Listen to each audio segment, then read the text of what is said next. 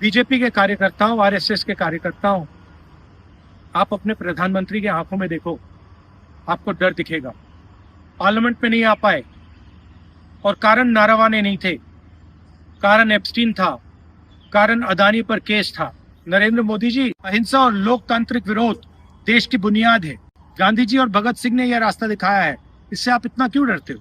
आप शर्म की बात करते हो। शर्म की बात मैं आपको बताता हूँ। आपने अमेरिका के साथ जो किया है, ये शर्म की बात।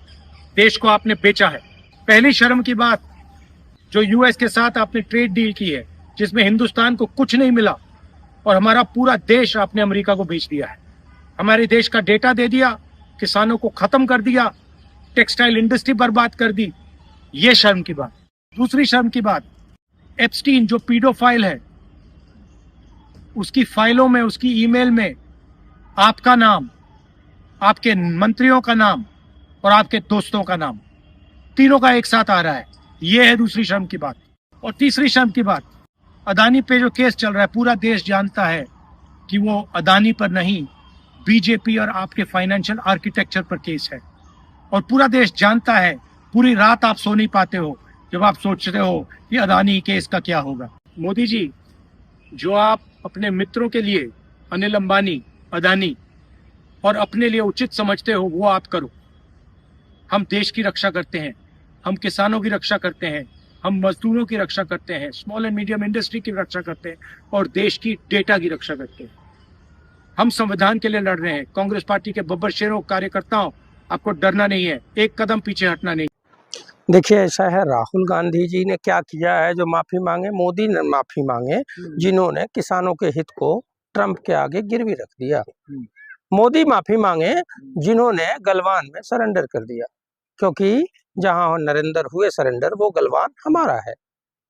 नरेंद्र मोदी माफी मांगे कि एप्स्टीन फाइल में उनका नाम आया, देश शर्मसार हुआ।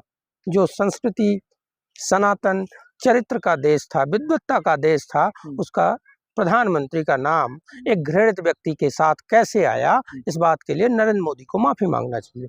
राहुल गांधी को भाजपा के नेता जो है धमकी दे रहे हैं, कह रहे हैं जान से मार देंगे। राहुल गांधी डर जाएंगे।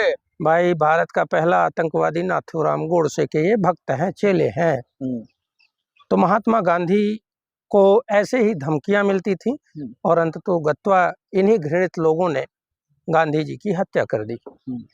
उस गांधी से इस गांधी तक की बात, ये गांधी भी गरीबों की आवाज उठा रहा है, वंचितों को उनको हक देने की बात कर रहा है, देश की तरक्की की बात कर रहा है, सत्य की बात कर रहा है, हर उस अंतिम व्यक्ति की बात कर रहा है जिस बात को महात्मा गांधी भी किया करते थे कि सत्ता तब सफल होगी जब वो अंतिम पंक्ति तक विकास पहुंचा पाए।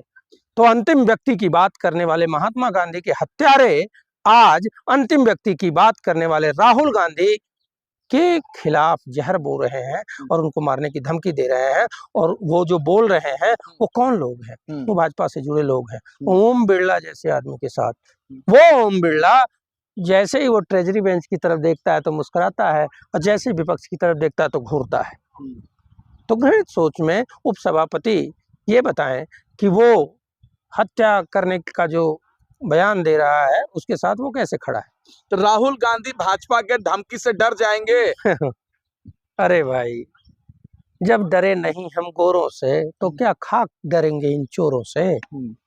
जब हम गोरों से नहीं डरे, उनको भारत से खदेड़ दिया, तो इन चोरों से इनको भी खदेड़ेंगे। राहुल गांधी तो डर गए, भाजपा के लोग कह रहे हैं, इसीलिए उल्टा सीधा बयान दे रहे हैं लोकसभा में। ये ऐसा है, हर मामले में जवाबदेही से भागने वाली भाजपा क्या बात करेगी?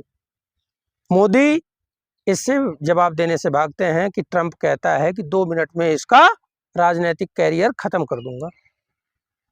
मोदी जवाब देते हैं।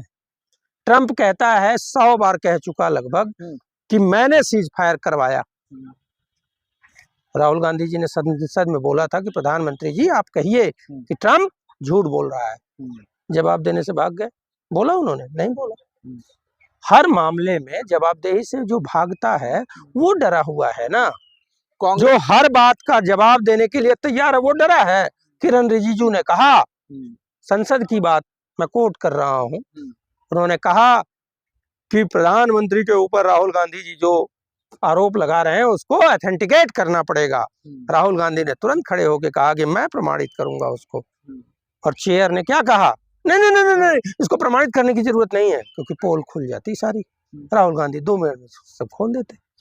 कांग्रेस पार्टी ने तो देश का नाक कटवा दिया एआई समिट में प्रदर्शन करके। गलगोटिया, हाँ, कांग्रेस पार्टी ने ही गलगोटिया का नाम इंस्टीट्यूट ऑफ एमिनेंस में डाला था। कांग्रेस पार्टी ने ही गलगोटिया को वो रोबोट वहां प्रदर्शित करने के लिए परमिट किया था। अरे बड़ा बेशर्मी है भाई। ये भारत सरकार की जिम्मेदारी थी, रेल मंत्री अश्विनी वैष्णव की जिम्मेदारी थी कि भाई जो आप वहां प्रदर्शन करने वाले हैं उसकी जांच की जाए। मोदी के परम प्रिय गलगोटिया यूनिवर्सिटी ने चाइना का एक मॉडल खरीदा और उसको अपना बता के पेश किया। वैश्विक स्तर पर देश की जगहसाई हुई, हमारे देश की किरकिरी हुई, बदनामी हुई। उस पर बात करने के लिए रेल मंत्री को इस्तीफा दे देना चाहिए। प्रधानमंत्री को सार्वजनिक रूप से देश से माफी मांगना चाहिए कि हमारे तरफ से चूक हुई, लेकिन उस पर बात नहीं होती। लेकिन क्या करें, प्रधानमंत्री नरेंद्र मोदी से ही प्रेरित है गलगोटिया यूनिवर्सिटी। प्रधानमंत्री जी हर उस पुरानी चीज पे नया नाम अपना लिख देते हैं और अपना बता देते हैं। सरदार वल्लभ भाई पटेल स्टेडियम के ऊपर नरेंद्र मोदी स्टेडियम लिख दिया। उसी से इंस्पायर होकर गलगोटिया ने चाइनीज रोबोट के ऊपर गलगोटिया लिख दिया। तो जैसा गुरु वैसा चेला।